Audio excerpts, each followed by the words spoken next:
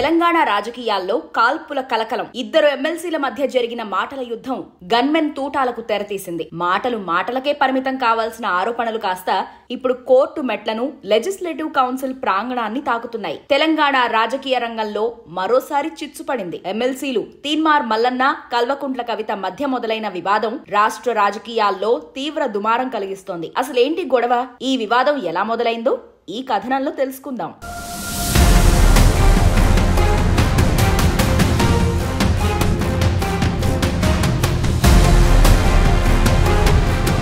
మాజీ MP, BRS MLC Kalvakuntla Kavitha, MLC చింతపండు Naveen alias Teenmar Mallanna మధ్య మాటల యుద్ధం తూటాలుగా పేలుతున్నాయి. బీసీల రిజర్వేషన్ల విషయంలో తీన్మార్ మల్లన్న కవితపై చేసిన వ్యాఖ్యలు రాజకీయాల్లో చర్చనీయాంశంగా మారాయి. బీసీల రిజర్వేషన్లపై మాట్లాడేందుకు కవిత ఎవరు అంటూ ఆమెపై మల్లన్న అనుచిత వ్యాఖ్యలు చేశారు. దాంతో జాగృతి కార్యకర్తలు ఆయన కార్యాలయంపై దాడికి పాల్పడ్డారు. జహీరాబాద్ లో ఇటీవల బీసీ సంఘాలు నిర్వహించిన కార్యక్రమంలో తీన్మార్ మల్లన్న పాల్గొన్నారు. ఈ సభలో ఎమ్మెల్సీ కల్వకుంట్ల కవిత పైన చింతపండు నవీన్ చేసిన వ్యాఖ్యలే వివాదానికి దారితీశాయి. ఈ సమావేశంలో మల్లన్న మాట్లాడుతూ బీసీలకు 42% రిజర్వేషన్ కల్పిస్తున్నట్లు ప్రభుత్వం ఆర్డినెన్స్ తీసుకురాగానే కల్వకుంట్ల కవిత రంగులు గులాల్ చల్లుకుంటున్నారు. బీసీలకు 42% రిజర్వేషన్ వస్తే నీకేం సంబంధం?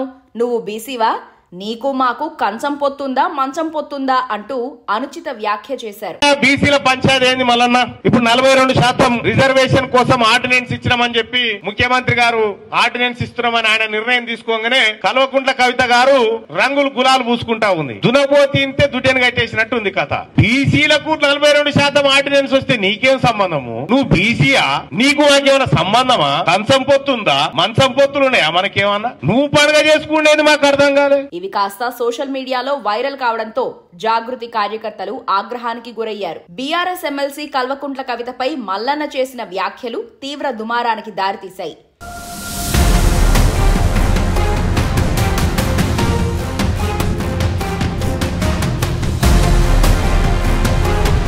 జాగృతి కార్యకర్తలు బోడుప్పల్లోని తీన్మార్ మల్లన్నకు చెందిన క్యూ న్యూస్ కార్యాలయం ఎదుట నిరసనకు దిగారు.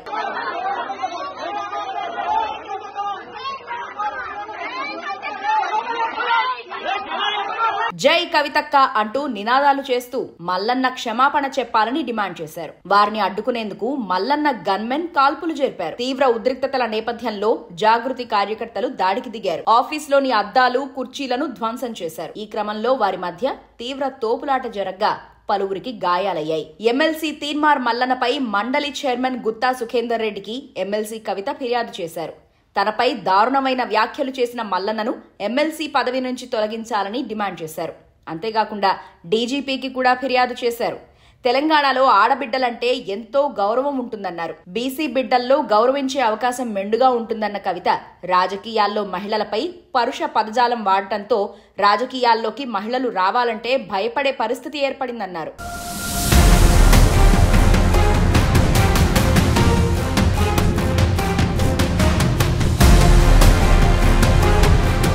ఎమ్మెల్సీ కల్వకుంట్ల కవిత జాగృతి కార్యకర్తలతో తనపై దాడి చేయించి హత్యాయత్నానికి పాల్పడ్డారని తీన్మార్ మల్లన్న ఆరోపించారు. వారి దాడిలో తనకు గాయమైందని తెలిపారు. తన గన్మెన్ వద్ద తుపాకీ లాక్కొని కాల్పులు జరిపేందుకు కూడా జాగృతి కార్యకర్తలు యత్నించారని చెప్పారు. తాను చేసిన వ్యాఖ్యల్లో తప్పులేదని, తెలంగాణలో సాధారణంగానే ఆ సామెత వాడతారని అన్నారు.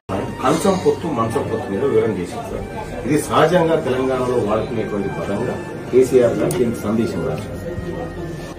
Official government book sir. ఇంకా దీన్ని ఎన్లార్జ్ చేసుకున్నట్టుగా మన గవర్నమెంట్ ఈ రోజు ప్రకటించారు. Page number 71 sir. ఇది సార్ కొంచెం పుట్టే గానీ మంచం లేదు. కామేది ఉన్నాయన్ని ఈ సామెత గవర్నమెంట్ ప్రచురించింది సార్. విరాజులకు, బెస్తలకు కంచం పొత్తు ఉంటది కానీ మంచం పొత్తు ఉండదు అనేది సామెత వాడతారు సార్. మేము సామెతలు మాట్లాడుకోవద్దు, కనీసం మేము నోరే తెరవద్దు. ఏమైనా తెరిస్తే అసలు మీకు మాకేం సంబంధం? ఈ రాష్ట్ర ప్రభుత్వం మాకు 42% రిజర్వేషన్ ఇస్తానని మేము ప్రభుత్వంతో కొట్లాడుకుంటాం. మాకు సంతోషం వస్తుంది. కేసీఆర్, కేటీఆర్లపై ఉన్న కోపాన్ని తమపై చూపుతామంటే సహించేది లేదన్నారు. రాజకీయాల్లో ఆరోపణలు అనేవి సర్వసాధారణమైనప్పటికీ పరిమితులు ఉంటాయని విశ్లేషకులు అంటున్నారు. తీన్మార్ మల్లన్న చేసిన విమర్శలు సరికావంటున్నారు. బీసీల కోసం ఆ వర్గ నాయకులే పోరాటం చేయాలి, మాట్లాడాలి అని ఎక్కడా లేదన్న అభిప్రాయాలు వ్యక్తమవుతున్నాయి. ఒకరిపై ఒకరు ఫిర్యాదులు చేసుకుంటూ పోతున్న తరుణంలో నెక్స్ట్ ఏం జరగబోతోందో ఆసక్తిగా మారింది.